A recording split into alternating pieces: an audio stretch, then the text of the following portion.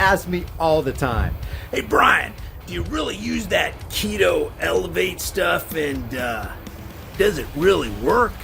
The answer is yes and yes. Never in my entire life have I lost body fat so quickly. Not even in my prime at 25, which is over 25 years ago. I'm approaching 54 this year.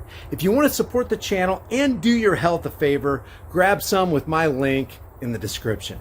While much of the mainstream world has spent the last few days obsessing over and debating the celebrity spectacle where an actor executed a choreographed slap on another actor in a room full of actors during an award show for actors sponsored by a fraudulent company that is currently involved in a phase 3 clinical trial for a drug that lists alopecia, think G.I. Jane, as a condition they can remedy if you just give them some more money. And if you missed that video, the link will be in the description. The international elitists were meeting in Dubai for the 2022 World Government Summit.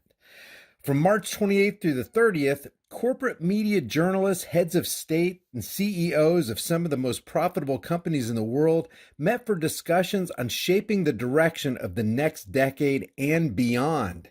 Anyone with a functioning brain should ignore the tabloids and instead pay attention to this little-known gathering of globalist technocrats. One of the speakers was your favorite globalist psychopath and mine, Mr. Great Reset himself, Klaus, Fourth Industrial Revolution, You'll Own Nothing and Be Happy, Schwab, who's the founder of the World Economic Forum.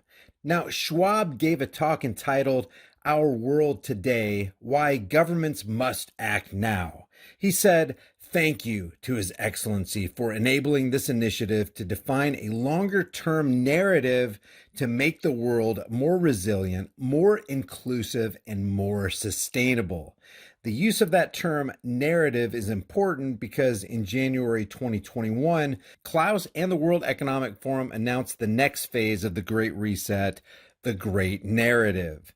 During Schwab's short talk, he also mentioned his pet project, the Fourth Industrial Revolution, which is essentially the digital blueprint of the future where digital surveillance is omnipresent and humanity uses digital technology to alter their lives. Often associated with terms like the Internet of Things, or the Internet of Bodies, or the Internet of Humans, and the Internet of Senses, this world will be powered by 5G and 6G technology. Of course, for Schwab and other globalists, the Fourth Industrial Revolution also lends itself toward more central planning and top-down control. The goal is a track and trace society where all transactions are logged, every person has a digital ID that can be tracked, and social malcontents are locked out of society via social credit scores. In other news, the 78th Secretary of the Treasury, Janet, I lick the boots of the banksters because I am one Yellen, posted a tweet today with Bono.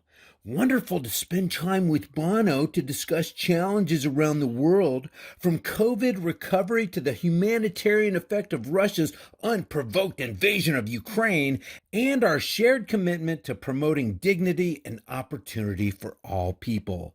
So a clueless rock star and a bankster puppet are going to pretend like they're fighting for the little guy. And if you believe that, I've got a biolab to sell you in Wuhan right next to a wet market. It's a big club, guys, and you ain't in it.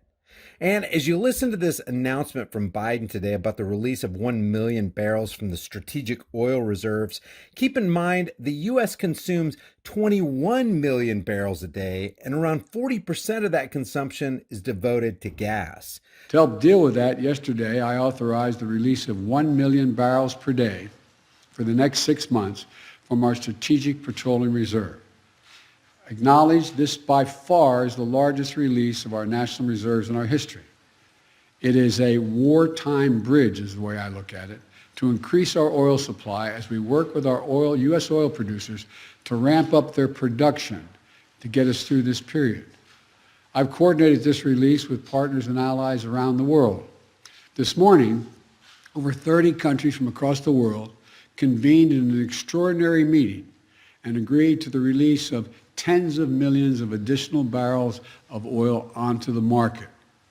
Hundreds of hours of meetings with key allies, keeping them together, is paying off. So we're supposed to believe that releasing less than 5% of daily consumption is going to reduce gas prices? Could this be an example of political puppet showmanship where the problem is created by a mixture of events, including the massive devaluation of the money supply through deficit spending, quantitative easing, and welfare distribution to other nations, including Ukraine? The prostitutes over at the Counterfeit News Network report, President Joe Biden on Thursday announced an unprecedented release of oil from U.S. reserves and several steps his administration says they're taking to punish oil companies, wink wink, for not increasing production from unused leases on federal lands. Let's just be honest with ourselves. There is no government who's punishing any corporately controlled oil company. Rule number one in politics, you don't harm your bed buddies. They say the steps are an attempt to reduce gas prices while also putting an onus on oil companies to increase supply. And if anybody's buying this, you need to put the Kool-Aid down and have your head examined. The dramatic step which Biden announced from the White House confronts what has become a looming political problem months ahead of the midterm elections. And check out what Biden says. Our prices are rising because of Russian President Vladimir Putin's actions. There isn't enough supply, and the bottom line is, if we want lower gas prices, we need to have more oil supply right now. Supply and demand of resources, unfortunately, in our current economy, especially on the macro level, supply and demand of resources isn't the only thing that has a direct effect on pricing. When you've got a banking cartel messing with the value of the dollars you have in your pocket, you have a dishonest money system and the banksters who answer to no one.